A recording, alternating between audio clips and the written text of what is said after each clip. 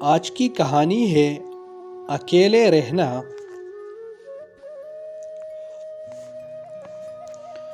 اس گھنے جنگل میں اکیلا رہنا، اور وہ بھی ایک بوڑھی خاتون کا۔ یہ بات میرے لیے بہت حیران کن تھی۔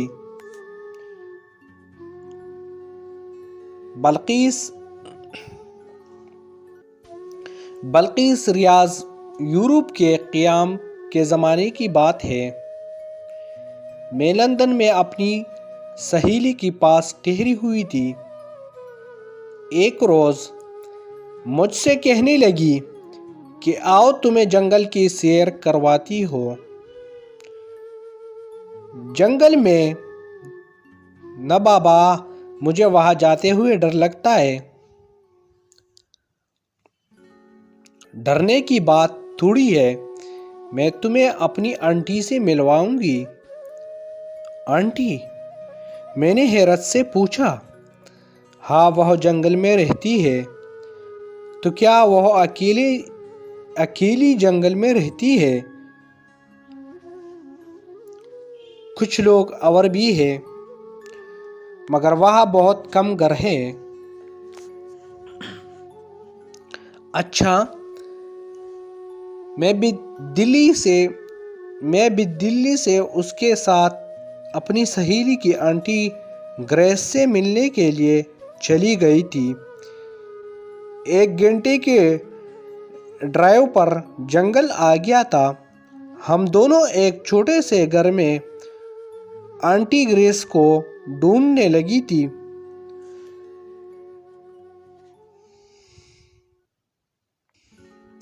وہ باورچی خانے میں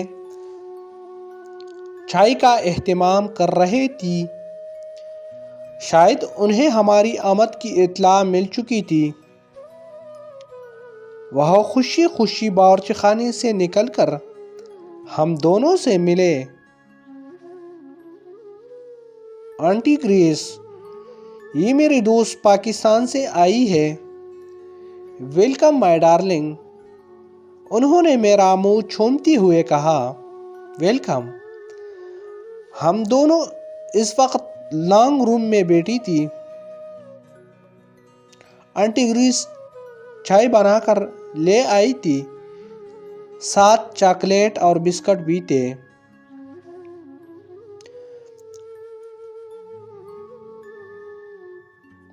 چائے پیتے ہوئے میں نے سارے گھر کا جائزہ لینا شروع کر دیا تھا۔ سنسان گھر، اور وہ بھی اس گھنے جنگل میں 3-4 گھروں میں سے ایک تھا۔ کچھ فاصلے پر 3-4 گھر اور بھی تھے۔ اکثر شکاری وہاں آ کر ٹھہرتے تھے۔ ان گھروں میں سوائے چوکیداروں کے اور کوئی نہیں رہتا تھا، مگر یہ بوڑھی خاتون انتہائی بہادر تھی کہ وہ اکیلی اس گھر میں رہ رہی تھی۔ سارے گھر میں سناٹا چھایا ہوا تھا۔ مجھ سے رہا نہ گیا اور میں نے پوچھ ہی لیا تھا، آنٹی، آپ اکیلے اس گھر میں رہتی ہیں؟ بچے نہیں ہیں کیا؟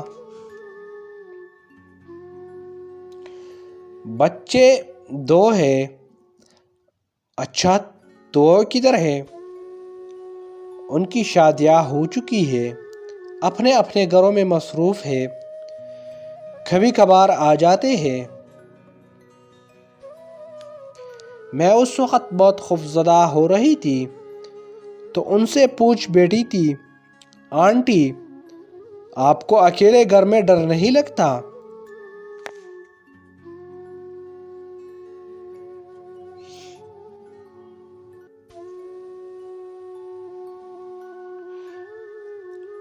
میرا مطلب یہ ہے کہ شہر میں گھر ہوتا تو اکیلے رہنے میں کوئی قباحت نہیں تھی، مگر یوں اکیلے رہنا تو بہت ہی مشکل ہے۔ آنٹی بولی، میں اکیلی تو نہیں رہتی ہوں، بہت سے لوگ میرے ساتھ رہتے ہیں۔ چائے پینے کے بعد وہ ہمیں برآمدے میں لے گئی تھی، کمرے سے ایک سیٹی اٹھا لائی تھی اور سیٹی کو بجانا شروع کر دیا۔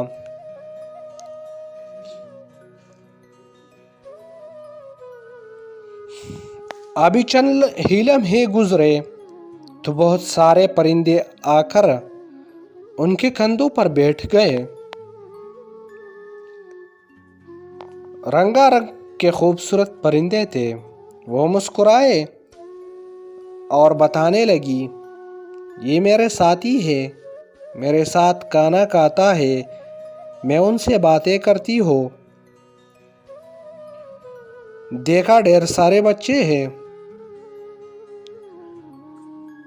وہ ایک پرندے کے منہ کو چومتے ہوئے بتا رہی تھی۔ میں حیران سی آنٹی گریس کو دیکھ رہی تھی، جو ان پرندوں کے ساتھ خوش و خرم دکھائی دے رہی تھی۔ میری حیرانگی کو دیکھتے ہوئے وہ مجھ سے گویا ہوئی، نہ صرف پرندے میرے بچے ہیں بلکہ 2 بلیاں اور 2 کتے بھی ہیں۔ میں پریشان ہو گئی تھی، پوچھ ہی نہیں سکی اس گھنے جنگل میں اکیلے رہنا، اور وہ بھی بوڑھی خاتون کا۔ یہ بات میرے لیے بہت پریشان کن تھی، اور صرف پرندوں کو اپنی اولاد بنایا ہوا تھا۔ آنٹی گریس نے 2 بلیوں کو بلایا اور وہ چپ چاپ آ کر ان کے قریب بیٹھ گئے۔ کتے اس وقت کہیں گھوم پھر رہے تھے۔ آنٹی، جانور یعنی کتے اور بلیاں آپس میں لڑائی نہیں کرتی، میری بات کا جواب دیتے ہوئے بتانے لگی۔ پہل تو ان کی لڑائیاں ہوتی تھی، مگر میں نے ان کی تربیت کرنے میں بڑی محنت صرف کی ہے۔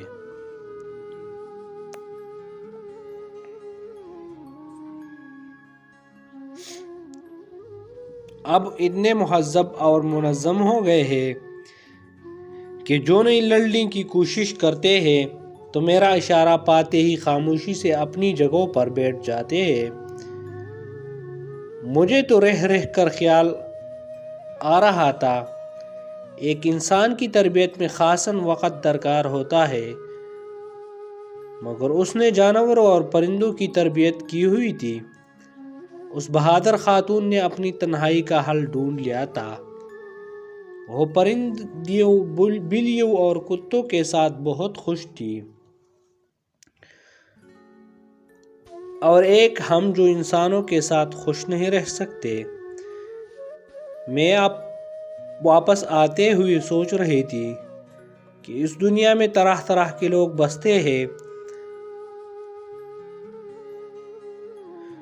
ایک خدا ہی ہے جو انسانوں کو جینے کا موقع دیتا ہے۔